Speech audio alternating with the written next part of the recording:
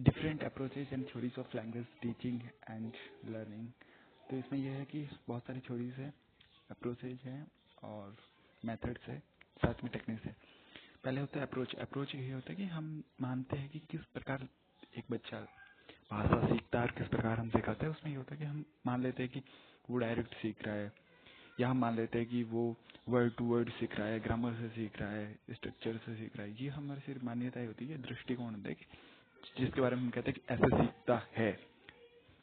Method वो होता है कि वो एक प्लानिंग या सेट होता है कि किस प्रकार उस अप्रोच में उसको सिखाया जाए। और टेक्निक होता है वो एक प्रैक्टिकल हिस्सा होता है जो क्लासरूम के अंदर दिखता है।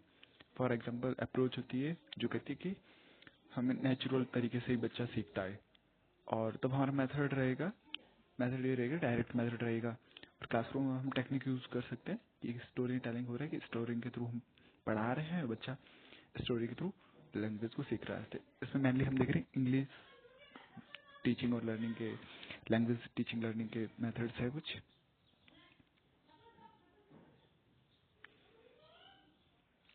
देखिए language is essential for communication and social development. मतलब लैंग्वेज है कि हम जिसके थ्रू हमारा मैसेज है, हमारी इंफॉर्मेशन है, हमारा नॉलेज है, हमारा आइडिया है, हम दूसरे तक पहुंचाते हैं। साथ ही में दूसरों के आइडिया, मैसेज, नॉलेज को हम खुद तक लाते हैं, ग्रहण करते हैं। वो वर्बल हो सकता है, नॉर्मल नॉन वर्बल हो सकता है। वर्बल यानी कि मैं बोलकर कोई मैसेज पहुंचा रहा हूँ। नॉन वर्बल हो सकता है कि नॉन वर्बल क्रू हो या रिटर्न हो, जैसे बुक वगैरह हम न्यूज़पेपर, मैगजीन एक्सेट्रा से भी एक्सेस करते हैं इंफॉर्मेशन। सोशल डेवलपमेंट, क्योंकि ये जरूर है, हम एक सोसाइटी में रहते हैं, सोसाइटी में बहुत सारे काम होते हैं, हम दूसरों से कुछ भी एक रिलेशन होता है, बॉन्ड होता है, इंफॉर्मेशन शेयरिंग होती है, जैसे एक टीचर स्टूडेंट का बॉन्ड होता है, या कोई एक ऑफिस में एक काम हो रहा है, या मीडिया में जो मीडिया यहाँ तक पहुँचा रहा है। और सोसाइटी में जो सोशल हमारे कनेक्शन होता है, उसमें लैंग्वेज का बड़ा रोल है। विदाउट लैंग्वेज के हम सोसाइटी के हिस्सा नहीं रह सकते, एकदम उसके एकदम अलग चले जाएंगे, सोसाइटी से बाहर हो जाएंगे। Understanding history of language teaching, इसमें यह है कि लैंग्वेज टीचिंग लगभग 15वीं सेंचुरी के अराउंड स्टार्ट हुई थी। सबसे पहले वही ग्रामर ट्रांसलेशन मेथड यूज होता था, और उसके बाद में डिफरेंट अप्रोचेज आई, जब हमें अलग अलग भाषाएं सीखने की जरूरत पड़ी, और जब एक ही मेथड से काम नहीं चल पाया तब फिर इसमें यह भी है कि select suitable method for classroom use. मतलब हर बच्चे की सीखने की क्षमता अलग अलग होती है। हो सकता है कि हर बच्चे का लेवल अलग हो सकता है एक बच्चा लिख तो अच्छे से पा रहा है बट कम्युनिकेट नहीं कर पा रहा, तो उसके लिए हम जो मेथड यूज करेंगे वो कम्युनिकेटिव मेथड रहेगा। पर एक बच्चा है जो बाकी सब कम्युनिकेशन तो ठीक से कर पा रहा है, वो ठीक से लिख नहीं पा रहा है, तो उसके लिए हम स्ट्रक्चर्ड मेथड यूज करेंगे। अगर किसी को ग्रामर ठीक नहीं है तो फिर स्ट्रक्चर्ड मेथड यूज करेंगे।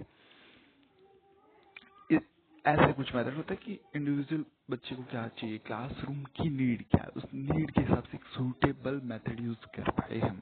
अब छोटे बच्चे हैं, प्री प्राइमरी स्कूल है, तो वहाँ हम ये मेथड यूज नहीं कर सकते, वहाँ हम total physical response method use करेंगे। तो ये डिफरेंट है कि हम एक उस सूटेबल मेथड को सिलेक्ट कर पाए, और तभी सिलेक्ट कर पाएंगे तब जब हमें पता हो सारे मेथड और उनके मेरिट, डिमेरिट और कहाँ पर यूज करना है, कौन से मेथड की कहाँ नीड है, ये जानने के बाद।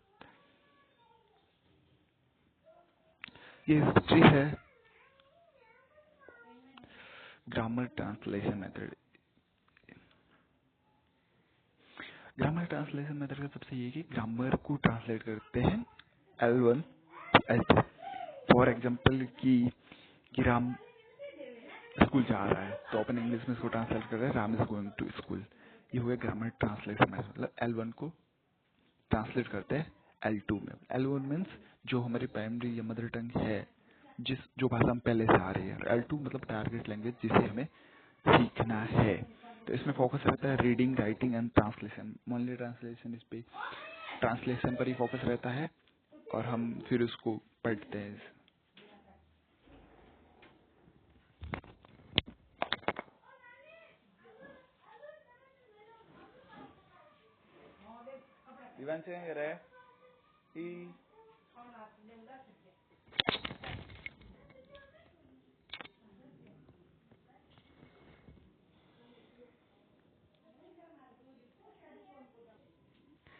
इसमें जो हमारा सबसे पहला मेथड है वो है ग्रामर ट्रांसलेशन मेथड।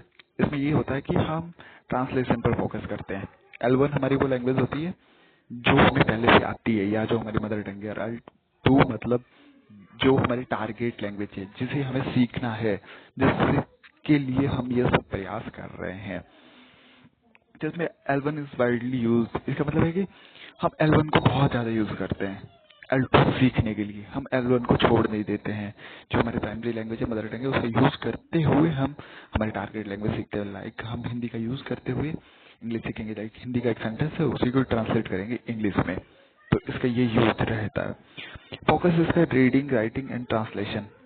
वही है कि हमें कोई सेंटेंस लिखा हो तो उसको पढ़ाएंगे, फिर उसको लिखवाएंगे बच्चे से, और फिर इसको हिंदी वाले को इंग्लिश में ट्रांसलेट करवाएंगे, उस प्रकार से। बट देखो इसमें स्पीकिंग और लिसनिंग का रोल नहीं है, क्योंकि मोस्टली इस पे ग्रामर पर ज्यादा फोकस रहता है। इसका स्ट्रक्चर्ड मेथड पे ज्यादा फोकस रहता है। इसका ग्रामर पे और स्ट्रक्चर्ड मेथड पे ज्यादा फोकस रहता है। इसको L1 को ट्रांसलेट करके सिखाते हैं grammar through detectively and merit. इसमें कि easy understanding and evaluation, easy to understanding. इसमें ये कि जब हम हिंदी से सीधा इंग्लिश में या L1 से L2 को ट्रांसलेट कर देते तो समझने में बहुत आसानी रहती है, क्योंकि हमने L1 में वो सेंटेंस पढ़ा है, उसी को वापस हम L2 में पढ़ रहे हैं, तो सीधा उसको कनेक्ट कर पा रहे। इवैल्यूएशन बहुत ईजी है इसका, क्योंकि पहले हम स्ट्रक्चर्ड मेथड पढ़ा रहे हैं, और ग्रामेटिकली हम देख लेते हैं कहाँ verb, सब्जेक्ट एंड ऑब्जेक्टिव जो है वो सब।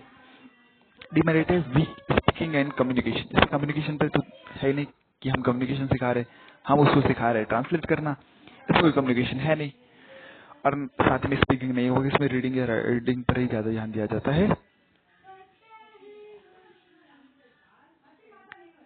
फिर डायरेक्ट मेथड।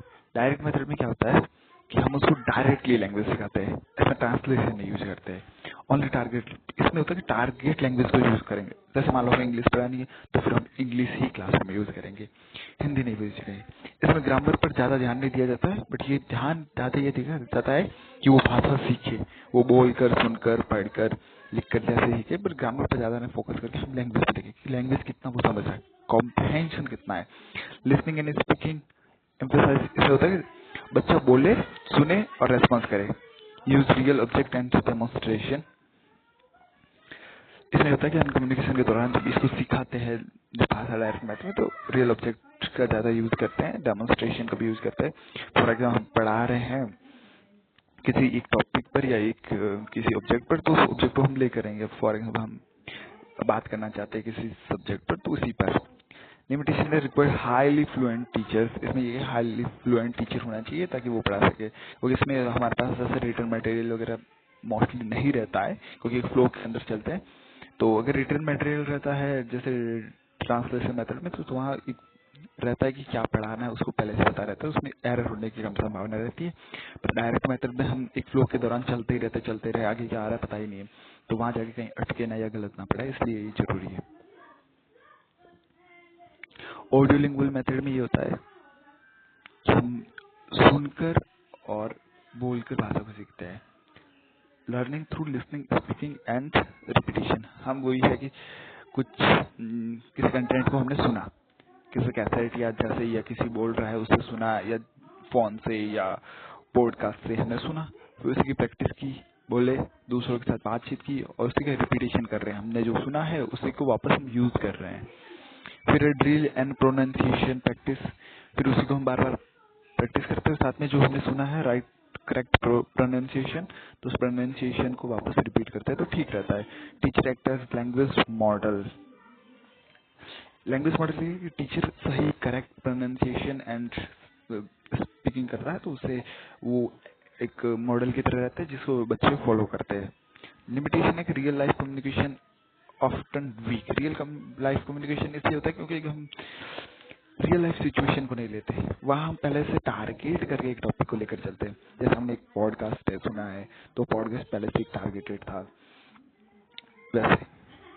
या हम रियल लाइफ सिचुएशन को नहीं ले रहते, जैसे हम आमने सामने बात करते हैं वैसे नहीं, पहले से प्री डिफाइंड होते, जैसे हमारे बुक्स में प्री डिफाइंड चैप्टर्स होते हैं वैसे।